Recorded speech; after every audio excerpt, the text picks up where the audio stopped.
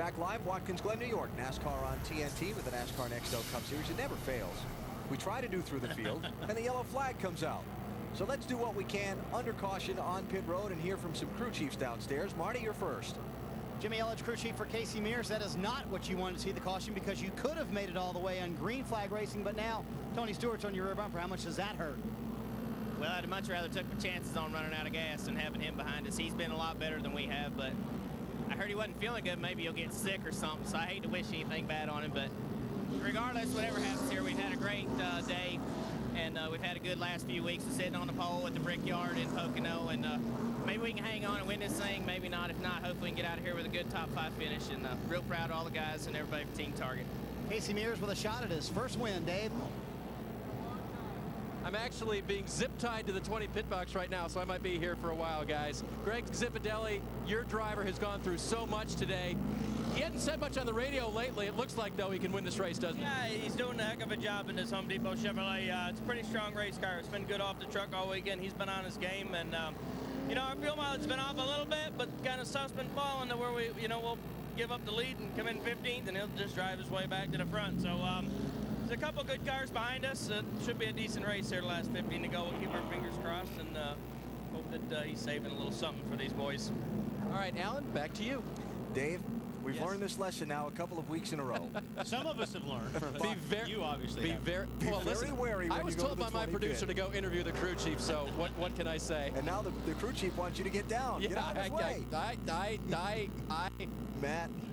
Hey, Dave, I bet if you looked in the hands of Scott Deal, the car chief, he has a few tie wraps and probably some wire cutters that he'll loan you in a minute. But let's talk to here in the 31. Chris, now, Robbie wanted to come in and pit for tires. You talked him out of it. Why? Oh, track position is so important here. It's kind of the 3 most important things: track position, and track position. So put the singular wireless Monte Carlo in position here and let him have a run at it. But you laid out why, car by car by car ahead of him, why he needed to stay out. Yeah, we're better than a lot of cars in front of us, so see what he does here at the end. The only issue the 31 car has, he doesn't have as good a brakes as he had earlier in the race, but they have still talked to him, Bill, like, we don't want anybody else in that seat than you. We think you can still pull it off and get your 3rd road course win. Thanks, Matt. With Robbie Loomis, who's watching for Jeff Gordon to come by, can your guy get back to the front?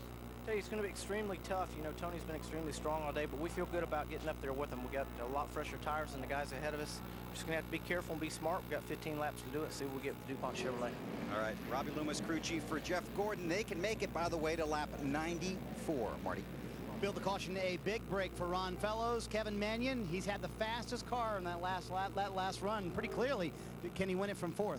Oh, yeah, no question about it. You know, Ron's been extremely helpful to this team and the company, and really fast this last set of tires he really likes. All right, they still think they have a shot, and from 4th, I think they can get it done, Alan. It's going to be very interesting to find out. So here we come to a restart that'll be with 15 laps to go. You've got Casey Mears leading the race, trying to stretch his fuel, but with his 11-second advantage wiped out by the caution flag. The next car in line is Brendan Gaughan, but he's now a lap down after getting pulled out of the gravel trap. Then you get Tony Stewart 2nd, Dave Blaney 3rd, and Rapid Ron Fellows in 4th. Casey Mears is a sitting duck. Yeah. And pretty much so is Dave Blaney. That so would be Ron my Fellows guess. needs to get by Blaney quick, and Stewart needs to get by Mears quick, and, you know, get away from each other. How quick you think? Turn 1? Are they going I would say turn 1 is going to be really exciting again. Okay. Yeah. All right, and don't forget Robbie Gordon lurking back in 7th. We just heard from his crew chief. Here comes the restart. 15 to go at the Glen. Nice job, Brendan Gaughan, getting out of the way. Good move. Robbie Gordon. Oh, nice move, Robbie. Under Dale Jr., under Ricky Rudd. You always know Robbie's going to do that. He does it everywhere. Got one of them. Rudd was able to hold him off. Robbie up to 6th. Tony Stewart did clear the lap traffic. You saw Brendan Gaughan get out of the way. But Ron Fellows not able to get around Dave Blaney. And for the lead to the inner loop, Tony Stewart. Man, is that 20 car strong. It stops, too. Now, Tony has got to go. He's got to get as much track in between him and Ron Fellows, because Ron Fellows is fast. He probably has the fastest car out there. But this is a good situation for Tony. Ron's going to have to get by these cars. By the way, Brendan Gaughan, we talked about getting out of the way on the restart. Transmission is locked up on his car. He's gone behind the wall. Here's Fellows. There's one. It's the third.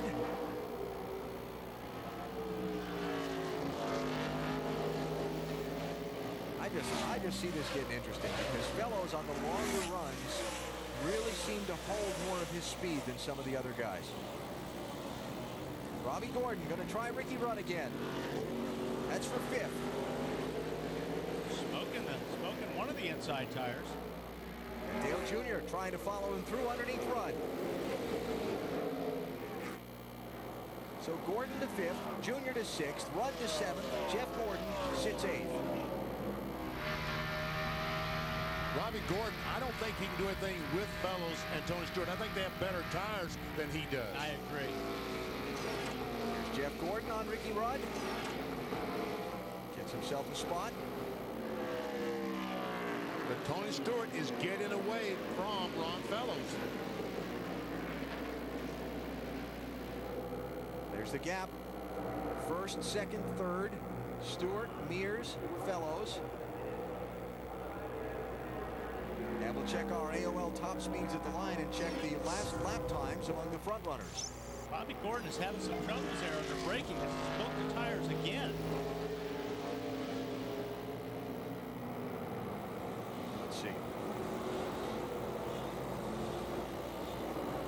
Tony Stewart, fastest among the top 10. Here's Fellows for second. Oh, baby. That was picture perfect, wasn't it? Exactly. When you draw up in the dictionary a perfect pass in turn one, that would be the photograph you'd use. So 13 to go. Fellows gets to second. Let's check on Robbie Gordon, Matt. Alan, moments ago, we told you that Robbie Gordon was complaining about his brakes. That's why you're seeing him start to lock up. They keep, each spotter around the course keeps telling Robbie, be smooth, be smooth. You're locking up your brakes, still trying to hold on to a decent run today with what was a very fast race car. And Matt said spotters. These teams use about 3 spotters stationed around the racetrack to warn them of trouble on the racetrack in front of them. See if he smokes him again going into this corner. He did last lap. No, it's pretty clean that lap. See Jeff Gordon there running in 7th place. Remember, Jimmy Johnson went out of this race earlier with an engine failure. And so Jeff Gordon, if he's able to hold on to this top finish, will become the new championship leader here at Watkins Glen today. But we aren't interested in that, are we, Wally? No, we're not. When are they ever going to learn? Jeremy Mayfield. There we see him. Jeff Gordon goes by the 31 car, takes over that position. Jeremy is now at 10th spot. But how much of a lead does he have? As we look at 11 through 15, 10 points over Newman, 26. Now Mark Martin back in Hunt, only 79 back. Boy, it's going to be close. Oh, man, isn't it exciting? And Junior got by the 31 car of Robbie Gordon. Yep. Go ahead, Matt. Talking to the car chief on the 8, Tony Uri Jr. They are not only good to go on fuel, guys, they are good to go if we get a GWC. Green, white, checker. Yeah, that's still on the minds of some of these people. I think now most of the cars in the top, with the exception of Casey Mears, will be okay with a green, white checker. But I think Mears, I still think he might struggle to get to lap 90 on his fuel. Dale Earnhardt Jr. started this race in 3rd position. And he pitted under the caution flag at lap 50, then came in to splash and dash, top off the fuel at lap 61. Mark got pinched there by Robbie. That's for the 7th position.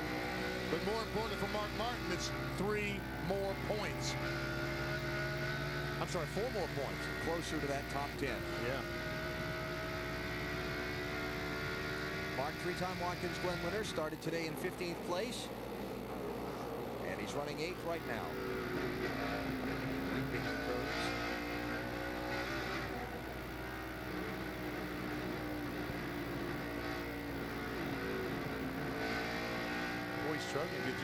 so it sounds like. Yeah, well, it looked like Robbie was too. Made up a little bit of ground on Robbie there. Mark's very smooth road course driver. Yeah, he's not one of these guys tossing it over the curbs and slamming the gears. He really drives precisely. Tony Stewart leading with 10 laps to go. Dave? Yeah, can he beat Ron Fellows, the road course ace, on what is perhaps not Tony's best day physically? Remember, he got this road course thing down pretty quick in 1999 when he was a rookie. He went to the Bondurant driving school to improve his skills. Then he won at Sears Point in 2001, only his 5th road course start. And then, of course, he had a win here at Watkins Glen in 2002. Tony can run the right and left turns of a road course. Marty?